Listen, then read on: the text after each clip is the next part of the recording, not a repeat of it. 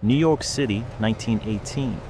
Nearly 1 million children walk into school every morning, right in the middle of the deadliest influenza pandemic in modern history.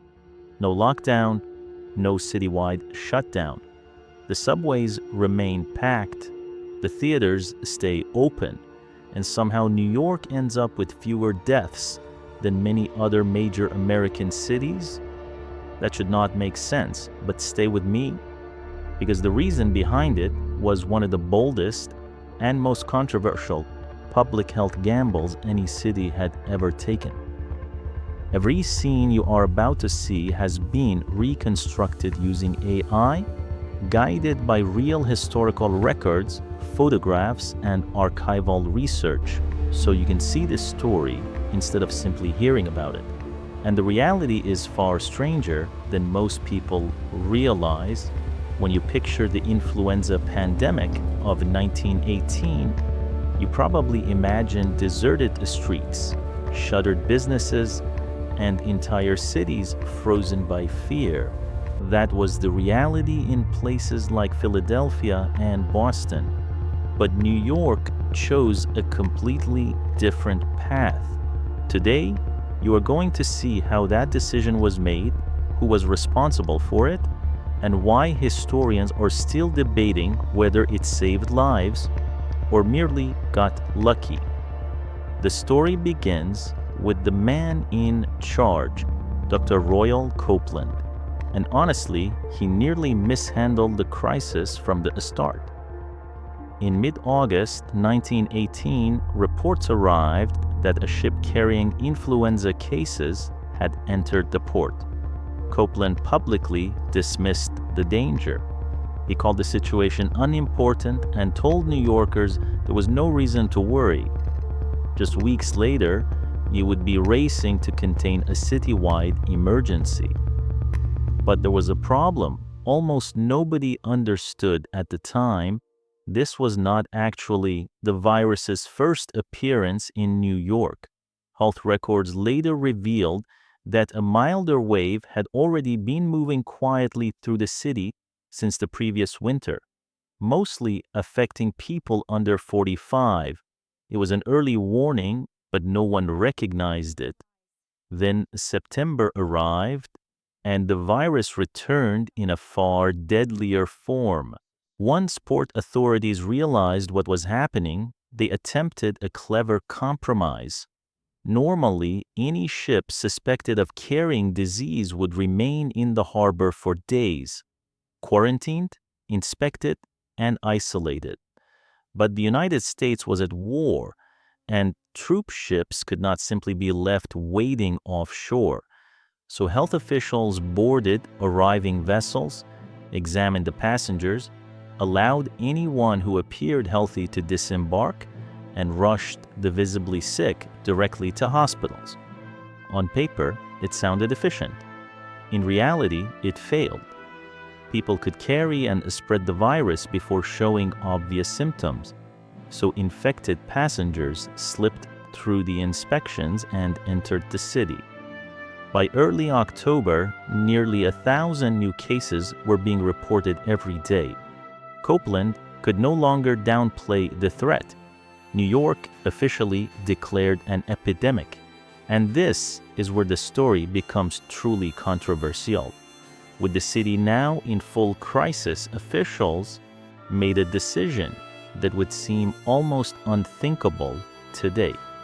They kept nearly 1 million school children inside their classrooms. No shutdown, no empty schools, no attempt to send every child home. Why would anyone keep schools open during a deadly pandemic? The answer begins with one woman, Dr. Josephine Baker, the head of the city's Bureau of Child Hygiene. Baker made an argument that completely convinced Copeland. She believed New York's tenements were more dangerous than its schools. Picture the conditions many children would have returned to: overcrowded apartments, poor ventilation, shared beds, and entire families packed into a single room.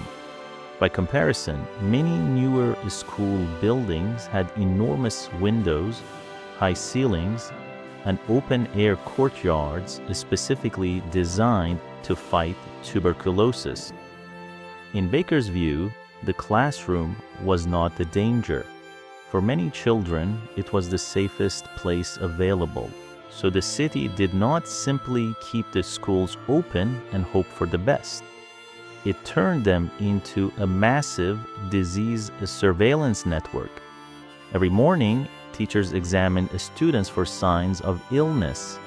Any child who looked sick was immediately separated from the others. When a student failed to appear, a nurse could be sent to the child's home to investigate. And if the household was considered unsafe for isolation, the child was taken to a hospital. Nearly 200 medical inspectors and almost 200 nurses were deployed across the school system. The system was far from perfect. Critics accused teachers of missing symptoms and allowing infected children to remain in class. Some modern researchers also believe that open schools may have helped the virus spread quietly from children into their families. But here's the surprising part. The city's mortality figures never showed a clear spike linked to the decision. The gamble remained deeply controversial, but it did not produce the obvious disaster many had feared, and the schools were only one part of New York's strategy. The city also targeted something most people would never think of as a public health problem: rush hour. Every morning and evening, millions of New Yorkers entered subway cars and the streetcars at almost exactly the same time. They stood shoulder to shoulder, breathing the same air in tightly enclosed spaces. So the health department forced businesses across the city to stagger their opening hours. Wholesalers began work at 7:30. Factories opened at 8:30. Offices started at 9. Retail stores waited until 9:30. It was essentially a citywide traffic control system. But instead of controlling vehicles, officials were controlling human movement. The goal was simple: spread commuters across several hours and prevent the transit system from becoming one enormous infection chamber. Then came the public messaging campaign, and some of it sounds almost unbelievable today. Posters appeared across the city warning spit spreads death. Police arrested and fined more than 500 people in just a few days for spitting or coughing openly without covering their mouths with a handkerchief. Boy Scouts handed warning cards to strangers on the streets. One widely repeated slogan even advised New Yorkers that if they absolutely had to kiss, they should kiss through a handkerchief. It sounds almost comical now, but underneath the strange slogans was a serious strategy shaped by decades of experience fighting tuberculosis. New York was not inventing an entirely new public health system in the middle of the emergency. It was taking an existing playbook, disease reporting, school inspections, anti-spitting laws, isolation, and public education, and redirecting it toward a new and poorly understood enemy. But no amount of clever policy could hide the human cost. By late October, New Yorkers were dying faster than the city could bury them. Undertakers became sick themselves, coffins ran out. Some private funeral operators raised burial prices by as much as 600%, exploiting desperate families at the worst possible moment. In homes across the city, bodies remained unburied for days. Eventually, the city had to intervene directly. 75 laborers were sent to Calvary Cemetery simply to clear a backlog of bodies piled inside a holding shed. For the poorest victims, those who had no family to claim them or no money for burial, the city turned to Hart Island. Coffins were placed 3 layers deep inside mass unmarked trenches. Some trenches held as many as 150 adults. It is one of the most haunting images of New York's epidemic, and one that has almost disappeared from public memory. So who suffered the most? This is where the story becomes even more disturbing. The largest relative increase in deaths was not among the elderly. It was among young adults, especially people in their 20s. During the deadliest wave, mortality in that age group rose more than 700% above normal.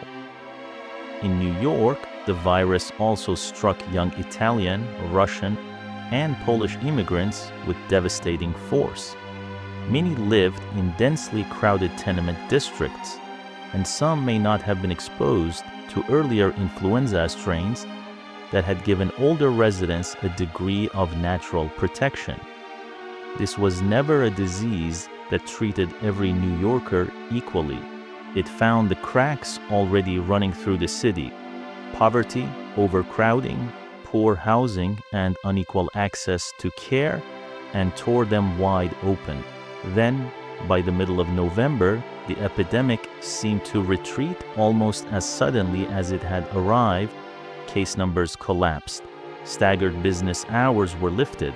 On the surface, daily life began returning to normal, but the crisis was not truly over. A third wave arrived in the spring of 1919. Then, in a chapter almost nobody remembers, a fourth wave struck the city in early 1920 before the virus finally weakened into something more ordinary. When you step back and examine the full picture, the outcome is remarkable. New York refused to impose the kind of sweeping shutdowns used by some other cities, yet it still recorded a lower excess death rate than Boston or Philadelphia. Some historians credit targeted policies supported by decades of public health experience.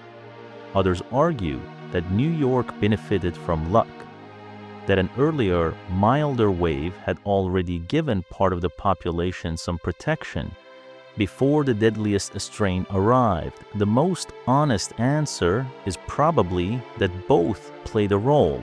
But one thing is clear: more than a century before the world faced another global pandemic, New York City had already conducted its own enormous real-world experiment. Targeted restrictions instead of complete shutdowns, economic survival balanced against public safety, and constant arguments over schools, personal freedom, enforcement, and who was truly most at risk. Nearly every debate the world had in 2020 had already played out in New York in 1918. The city lived through it, argued over it, and then largely forgot. History is filled with stories like these, events that shaped the modern world, then quietly disappeared from public memory. If you enjoy uncovering the parts of history most people were never taught, subscribe to the channel, because New York's forgotten pandemic is only one of many buried stories still waiting to be uncovered